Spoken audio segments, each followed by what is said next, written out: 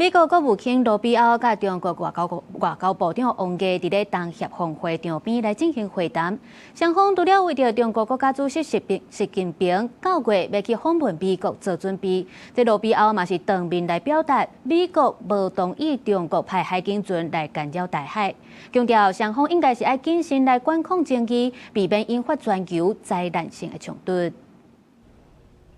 中國外交部長王毅、美國國務卿盧比奧佇菲律賓馬尼拉見面，雙方官員握手翕相，講到強調台灣議題。盧比奧明確表示，美國絕對無同意中國一直派海警船佇台灣海峽附近巡邏，批評中國的動作強硬，已經嚴重違背雙方的戰略穩定精神。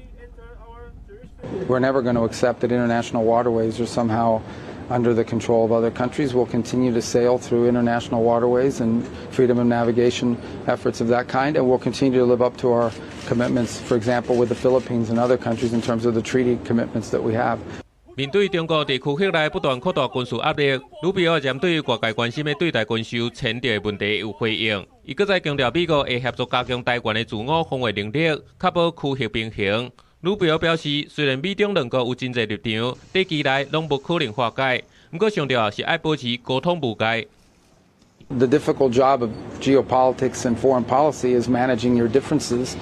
and not doing anything that runs contrary to our national interests, but at the same time trying to avoid conflict that could lead to something really catastrophic for the world. And I think we have an obligation to do that, which is why it's important for us to continue to talk to China, irrespective of our differences.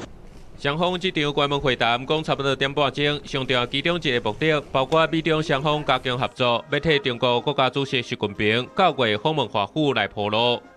公視新聞鄭維仁、郭俊麟編譯。